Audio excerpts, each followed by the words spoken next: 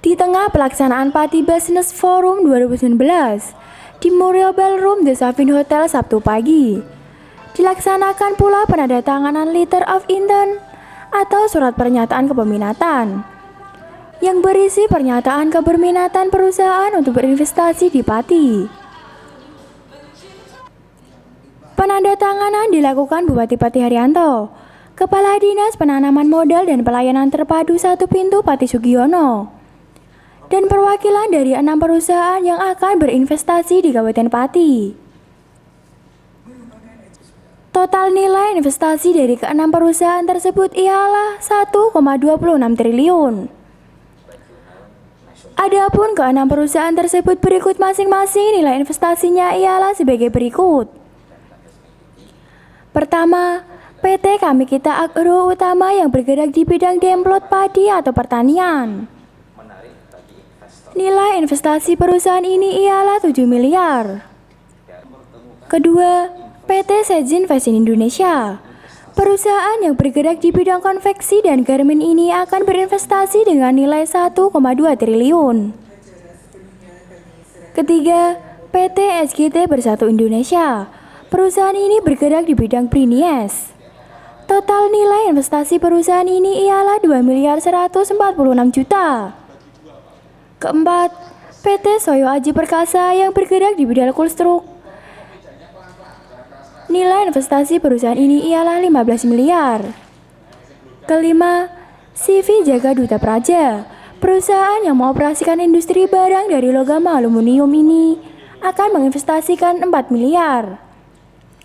Keenam, CV Cahaya Alam Semesta. Pabrik pengolahan kayu sengon atau triplek ini akan menanamkan modal senilai 34 miliar. Bupati Pati Haryanto mengatakan, pihaknya menyambut baik para investor yang hendak menanamkan modal di Kabupaten Pati. Ia mengungkapkan, pihaknya senantiasa mempermudah perizinan investasi. Ada hal-hal yang mesti kita sampaikan. Ini Pati dari ujung ke ujung itu kurang lebih sekitar 40 km dan itu berbatasan dengan Laut Jawa.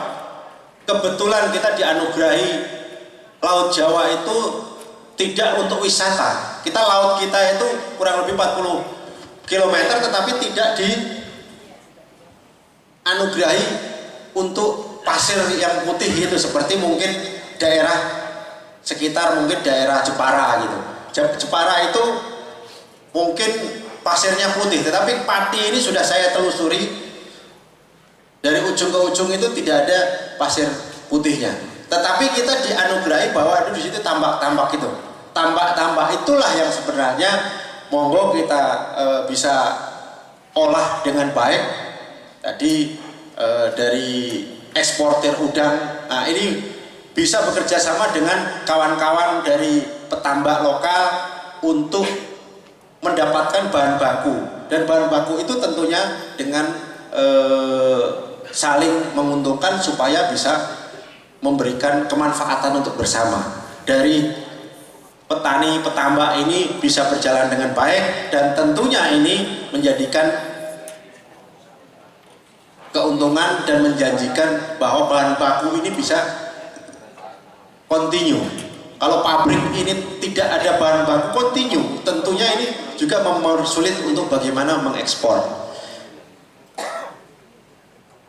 Yang kedua, zona kawasan industri. Zona kawasan industri sudah kita plotkan bahwa itu di Kecamatan Margorejo, terus antara Margorejo, Pati dan Pati ke Juwana. Ini daerah-daerah zona kawasan industri yang tentunya nanti Bapak Ibu bisa perhatikan. Kalau lebih kurang jelasnya, detailnya nanti bisa ditanyakan ke DPMP TSP juga. Ini bagian daripada yang kita plotkan. Kenapa kita tidak membuat kawasan industri? Tentunya kawasan industri nantinya malah justru yang bisa memanfaatkan itu malah justru untuk pengembang yang besar. Kami hanya mengizinkan ini untuk kawasan industri, bukan untuk yang industri skala besar mungkin kayak di mana itu Kendal. Nah, di Kendal itu sudah nilainya sudah di atas 1 juta lebih tanah-tanah, tetapi tanah di sini saya pikir masih sangat kompetitif dan bisa dimanfaatkan dengan harga yang lebih langsung ke masyarakatnya. Ini tentunya bisa dimanfaatkan oleh pengusaha, nilai-nilainya juga tidak terlalu tinggi. Itu bagian daripada fasilitas juga, dan tentunya itu bagian untuk menjual potensi-potensi yang ada di kawasan kita. Menurut Bupati Haryanto, sebagai lahan investasi, Pati menawarkan beberapa peluang atau keunggulan yang cukup strategis bagi para investor.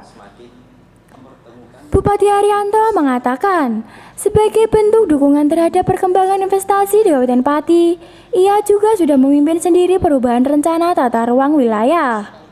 Tim Liputan, Jaya TV.